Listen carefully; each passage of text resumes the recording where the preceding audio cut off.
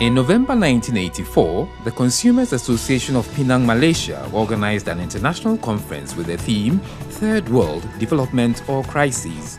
Over 100 participants from 21 countries attended the conference.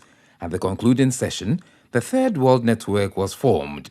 Since then, the Third World Network has become a grouping of organizations and individuals involved in issues relating to development, developing countries, and North-South affairs.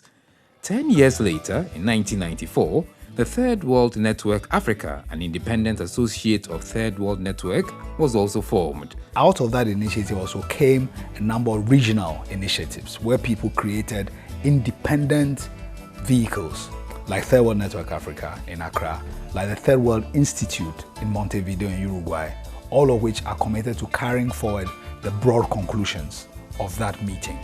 But each one of them raises its funds separately and programs separately, but within a broad common vision of the changes that we want, in the world, a more equal world, basically.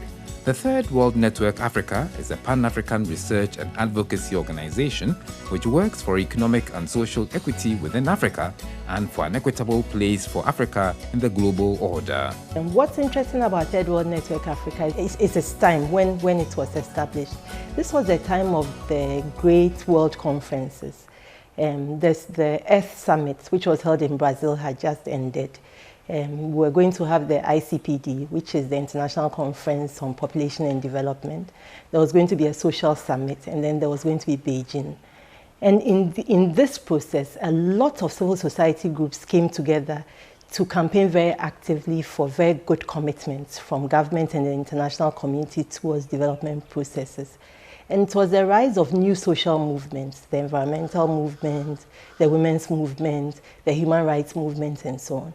So those of us who set up Third World Network had been engaged in one way or another with some of these processes, and in the process saw how very critical participation in the global civil society process was. All of us had been variously involved in the politics of the PNDC government after Jerry Rawlings and co came back to power at the end of 1981. When we felt that the regime had betrayed its original promise, we all pulled back, but we remained interested in the basis, this whole business about social justice, the creation of a new society, equal opportunities, and basically restructuring, politics and economy in Ghana. So we were looking for ways in which we could continue to work around those questions. So in 1993, one of our group, Charles Abugre, who had been involved with the global Third World Network, came up with the idea that it would be a good basis for us to try and create something together. So that's how we started Third World Network Africa. Dr. YAO Graham is the coordinator of Third World Network Africa. He was born as Jelukope in the Keta district, Volta region in 1955. His mother was a teacher and father a public servant.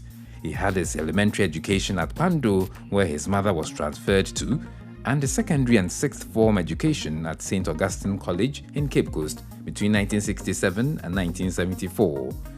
Dr. YAO Graham pursued his tertiary education at the University of Ghana, Legon, had his master's degree at the University of Brussels, Belgium, and his PhD in law with specialization in international trade and investment issues at Warwick University in Britain. The student movement in the 70s and late 70s was an important formative period, certainly for me, and I think for many of our generation who were involved in it. Because in that time we had a military government which had become the object of a lot of mass mobilization of a very broad spectrum, from students through workers to professionals to churches, anybody you name. And so in that period, it was a period of formation. I mean, one of the main things I did, which I think was relevant for my future life really, was I was involved in editing work on student publications on campus. And later on, of course, I developed, a secondary career in journalism, which started in that period. But politically, I think most of my ideals were cemented in that period in the student movement. When I started lecturing at the university, he had gone off to do his PhD after his law studies. And then he actually interrupted his PhD studies to come back to Ghana? In 1982, when the PNDC came to power, I took a decision to come back to Ghana in March 82. I kind of suspended my PhD studies in the UK and came back and got involved, working in mass mobilization in support of the PNDC. I was one of the people in charge of the national structures of the People's and Workers' Defense Committees. And one of the key sites that I worked was in Tema. And of course, it was in working in Tema, which is the most important industrial city in Ghana, that I became very heavily involved in the workers' movement. But a key part of the work we did also was through a political organization that a number of us were involved in, called the New Democratic Movement. We had a movement, the New Democratic Movement, and it was part of it. So we were very active in the circles of workers and students. Between 84 and 87, I was a lot more heavily involved, with the workers' movement in a kind of critical position against the PNDC. And one result of this was that in 1987, 9 of us who were considered kind of political opponents of the PNDC were arrested, and put in detention. I was in detention for a 6-month period, but some of my colleagues were in detention for 2 years. Although many African countries are politically independent, they are economically tied to the apron strings of the developed world or their colonial masters, a situation Dr. Kwame Nkrumah dubbed neocolonialism. Africa, a net exporter of primary products due to lack of technology, is constantly exploited through unfair trade policies and unfavorable agreements between individual African countries and multinational companies.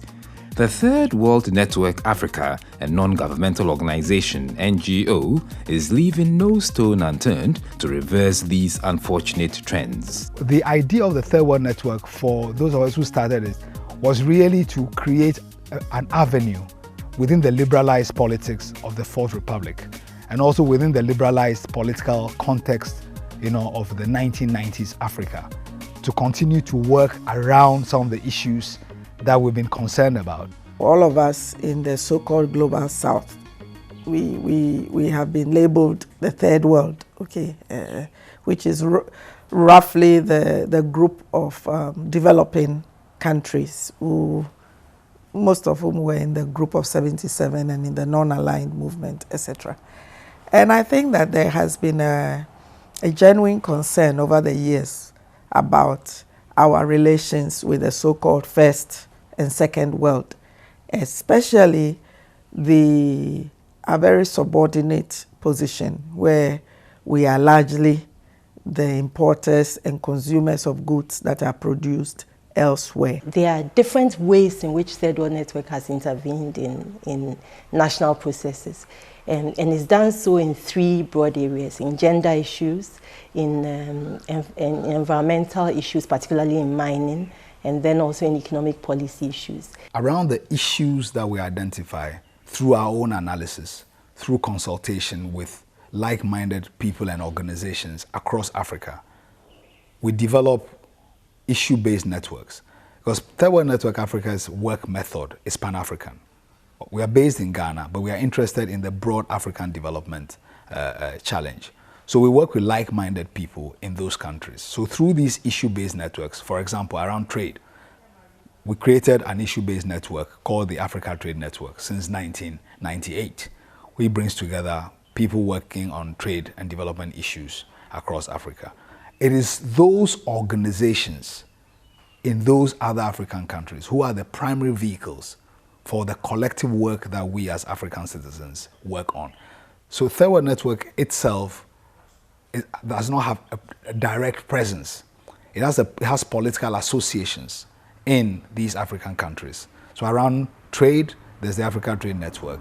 Around mining, there's the African Initiative on Mining, Environment and Society. So these are the vehicles.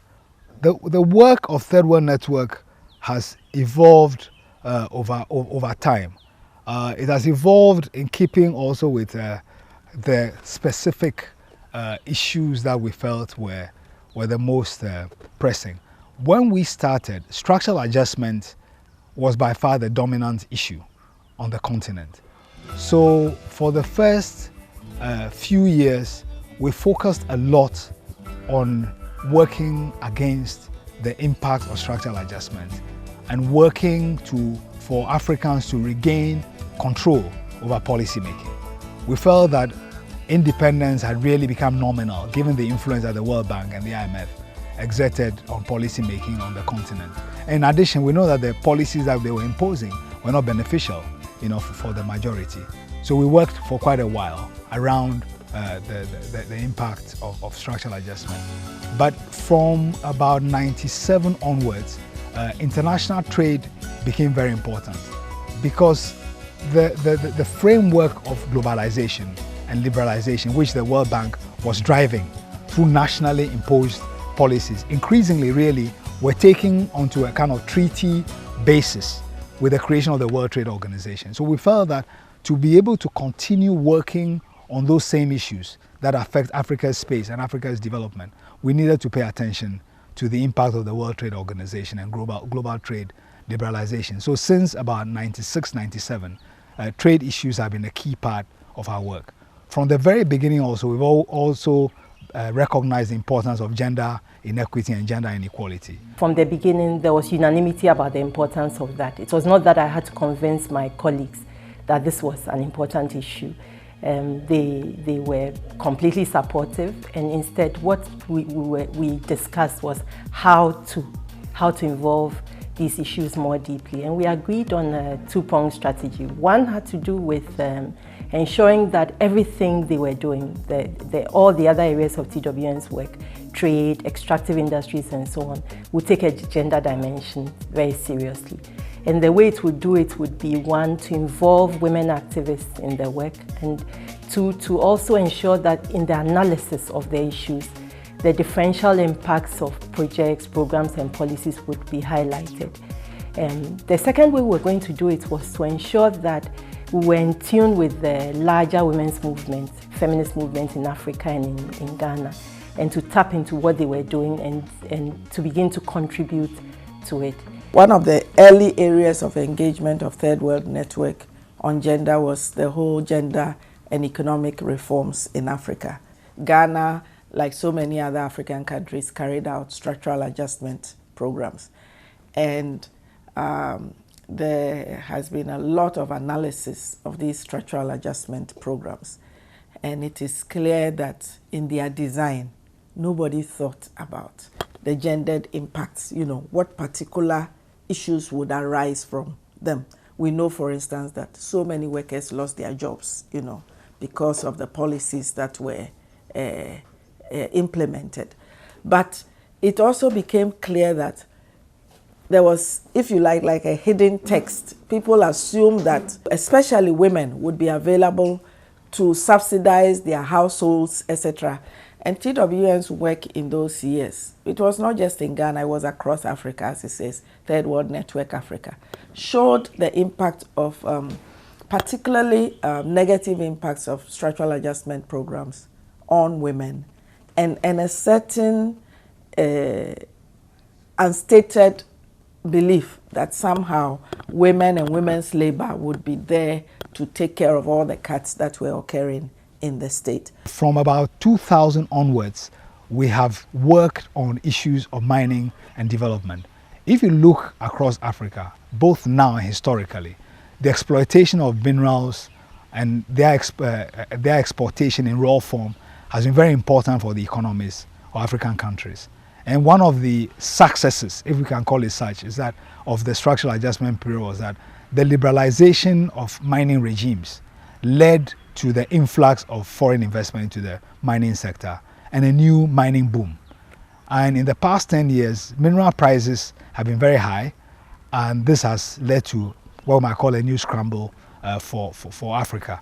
And we've been working a lot on both the fact that the agreements between African countries and mining companies are not very beneficial for the countries, and secondly also the impacts of these of mining activities on communities. So mining has been very, very, very important. Regional integration, of course, we've always worked on as something which is important because African countries are very small as individual units, And if they are going to be able to pull their weight together within the global economy, we need to come together. I mean, this is one constant which cuts across all our work, which also explains why our engagement is Pan-African. In recent times, we have begun to pay some attention to climate justice questions because Africa is a continent which is going to suffer the worst effects of climate change. And climate change is not an environmental issue, it's a development issue. And since we are concerned about equitable development, we are beginning to pay some attention to that area also. How is Third World Network Africa acknowledged in Africa? African governments react in different ways depending on the issue and also depending on the forum within which the issue is being discussed. Let's take trade.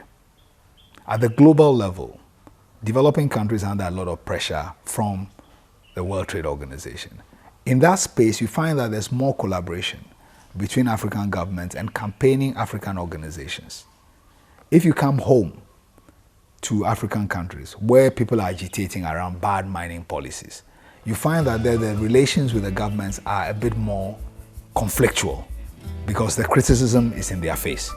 So the reaction of governments depends on the issue, depends on the forum, and depends on the moment. So it kind of fluctuates from cooperation to hostility, to resentment, to being open in giving access or being resistant to allowing access. So it really varies around the issue and also the site that you are working. But for us, the constant is that once we are convinced that what we are raising is right, at least we want to have some response to what we are raising. We don't say we are always right, but we believe that governments ought to open up to hear what citizens have to say. Because we know, for example, since the 1980s, the IMF and the World Bank and donors and God knows what else means that that opportunity to be independent or have that economic autonomy has not been there. So one of the things that organizations like Third World Network does is to be able to develop that capacity, to be able to have that critical distance from some of those dominant institutions, and to be able to galvanize popular opinion and popular interests and harmonize them within some common networks. So for example, Third World Network is very active in mining communities around Ghana. It's also active in the whole extractive sector and mining across Africa, and has a network, it coordinates a network which is the African Initiative on Mining, Environment and Society. It does something similar in the area of trade, in the area of finance, and so on and so forth. So in the context of this necessity of African institutions, African thinkers, African popular opinion, African actors, to be able to gain an understanding of their own conditions and develop ways forward, I think that institutions like Third World Network Africa are playing an important role. They have a publication, a monthly magazine, and they attend a number of meetings, conferences, and other such gatherings on the continent, and also they have participated in a number of the global economic fora. So I think that their work is not only felt in Ghana, I think that their work is felt in many parts of Africa through engagements with, say, the African Union, engagements with UN agencies, and also direct engagement with governments in some parts of Africa. In terms of the key institutions and the key arena of trade policy formation like the WTO and so on and so forth, and at the level of the African Union, at the level of the Economic Commission for Africa, at the level of international development institutions like UNCTAD and the UN system, I think that organizations like Third World Network have been prominent in developing a counter-narrative, a counter-understanding to what was this orthodoxy. And in fact, if you take the last UNCTAD summit, which was earlier this year, the UNCTAD Secretary General, who used to be the boss of the WTO, and therefore one of the champions of free trade liberalization, is the one who is saying that that kind of free trade and free finance-led liberalization is not conducive to development for developing countries, and in fact is not conducive for the stability of the global economy as a whole. So there is, if you like, the beginnings of a sea change. And I think that I would like to think that organizations like Third World Network at home, across Africa, and on the international stage have played their role in bringing about this rethink, in maintaining a critical voice when it was well nigh impossible to do so, and gradually opening the space where alternatives are becoming increasingly possible. What TWN has been able to do has been to forge partnerships with like-minded organizations in Asia, in South America, and other places, because this is part of the so-called global third world. You know, what have they done? What have they been able to do? And again, in that regard, the area of social protection, if you look at Latin America today, you know, in the 60s, they were going through the same coup d'etats and dictatorships that we were going through. But now, many of those countries have been able to raise themselves up. How did they do it? What can we learn from them? Are we fated to go through the same kind of thing where if we don't get aid, you know, we're not able to do anything in our countries? In 1999, the Third World Network Africa hosted a conference in Accra on mining and African development. Many activists from Africa and the global north attended that conference. One of the aims of the conference was to share experiences and to involve people from the global north in finding solutions to the continent's mining problems. As a sequel, the African Initiative on Mining, Environment and Society AIMS was formed. What is AIMS supposed to achieve? The conference brought together activists from the global north, particularly Canada, which is an important source of mining investment in Africa, academics, and also activists from across the African continent. Now, the conference was an example of Third World Network Africa's interest in a Pan-African approach to African development problems. Because mining is a very important sector in many African countries. But we found very early on that despite this common feature, in almost all African countries, most of the advocacy work was reactive, focusing on the community level impacts around human rights and environmental impacts. But there was very little sharing of experience and coordination. The same companies were involved across the continent, and yet people were reacting in atomized ways around the continent. So we organized this meeting to begin to share experiences, and also we involved people from the global north because the firms came from those countries, and there were activists in those countries, researchers working on the problem from their side. So it seemed to make sense that all these will get together to discuss how we could work together around the problem. But since that 1999 period, in keeping with the normal practice in relation to the networks that Third World Network Africa hosts, every year we have at least one planning and review meeting. And this meeting is moved around the continent because the meeting being held in a country gives solidarity to those who are working on that issue in their country. People come from all over. It shows to people in that country that those people working in that country are not alone. It allows a visibility for the issues in that country. And then reinforces the fact that the network is a collective kind of enterprise. Artisanal mining, or galamsey, as it is called in the local parlance, has become a major problem in Ghana.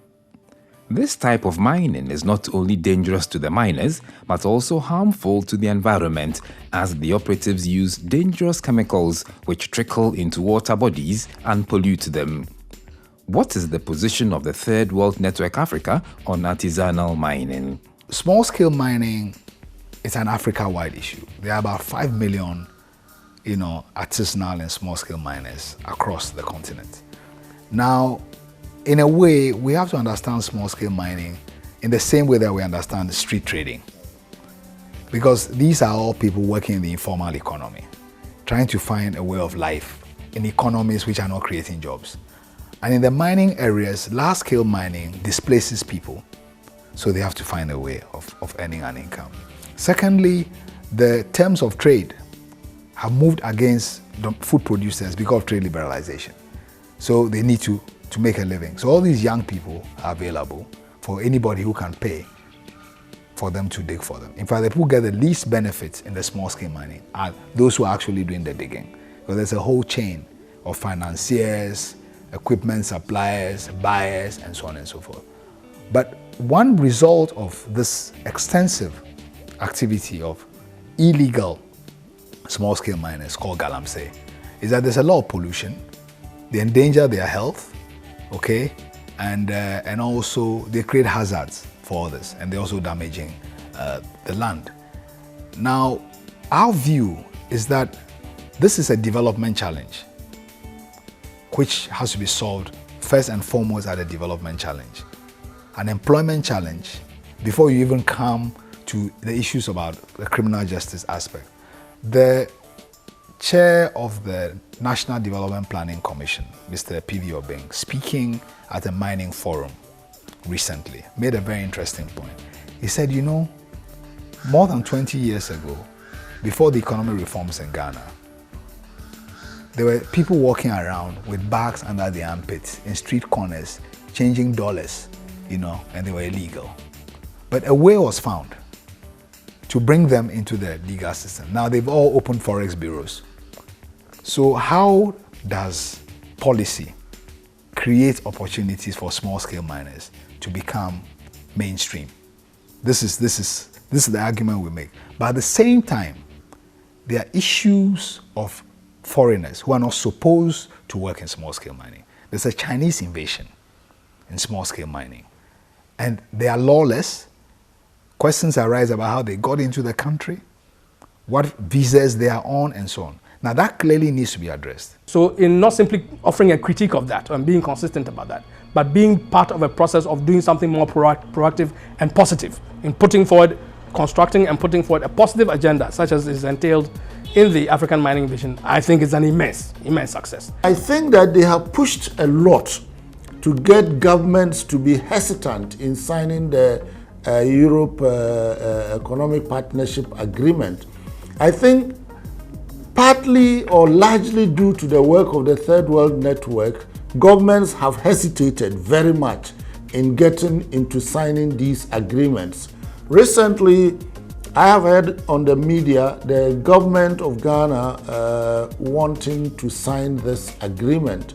I do hope that they are signing it because there have been some changes in the agreement as the Europeans presented them to us. I do not know the content of the agreement our government wants to sign, but if it is the original agreement and the government has not heeded the call of the Third World Network, then I would say that the government is making a step that may not be very, very good for the government and the people of Ghana. The open door conditionality imposed on developing countries by the Bretton Woods institution tilts the scale in favor of developed countries. The truth is, many developing countries export only raw materials, which are far cheaper than the finished products they import. What has the Third World Network Africa been doing to influence trade policies in Africa? Liberalization framework that was initiated by structural adjustments as globally determined but nationally based policies, in the sense that, I mean, there's a global paradigm framed and controlled by the Bretton Woods institutions across Africa in the 80s, 90s. All our countries got into these agreements, which led to national policies that liberalized economies. At the same time, a number of global processes were taking place, primarily those centered around the treaties of the World Trade Organization and a number of bilateral investment regimes. The logic of globalization, its effect on Africa, has primarily been negative. For example, the economic partnership agreements with the European Union are consistent with the developmental needs of the continent. Of course, this issue of the developmental needs, it's a contested notion, because if you look at the orientation of the African elite as well as governments, many of them take the view that the more we liberalize and allow in foreign capital, the better the development for the countries. And of course, if you are located where you'll be one of the joint venture partners of the foreign companies, or you will be distributing the imported goods, or you are representing one of the firms, it's beneficial. But if you look at the way inequality has grown in Africa over the past 20 years as a result of these policies, clearly from the standpoint of the majority, the policies are not beneficial. The fact that it hasn't happened yet as conclusively as they would like, and which is what I'm describing as a continuing opportunity, is down to the efforts of organizations like Third World Network Africa and the kind of economic justice network formation, the alliances that they have built around these issues, the public awareness that they have engendered, the outreach that they've undertaken, the consensus they have built between different stakeholders, and so on and so forth. When you really look at African countries, despite all our so-called differences, you find very broad patterns that are similar, particularly in terms of how our major trading and industrial partners deal with us. They don't see Ghana, they don't see Togo, they just see ACP, Africa, Caribbean, Pacific nation. They lump us, all of us together. And it is important that in our own analysis, we, even as we know that there are differences among us, that we are able to look at the broad patterns and see how sometimes we can be implementing one policy in Ghana, but unless we are coordinating very closely with La Côte d'Ivoire or Togo, it can be completely undercut, you know, and not have any kinds of impacts. And I think that what Third World Network has been able to do, TWN over the years, has been this broad African canvas. But even more important, also looking at the experiences of other countries and regions, such as Malaysia, etc., for us to learn from them. If you look at the way African countries are relatively small geographically and also economically, it's very clear that in terms of the continent's development, regional integration is a necessity. These agreements have tended to intensify the fragmentation of the continent.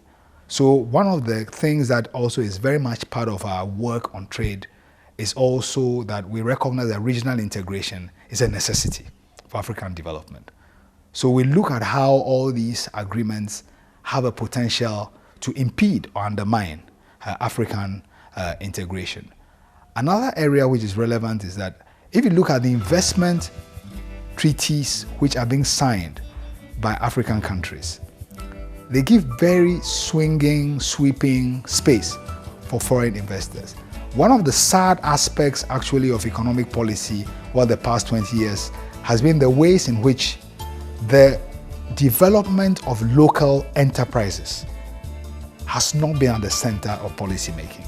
So one of the things we've been concerned about is how local companies, particularly productive companies, are strengthened by trade and investment policy.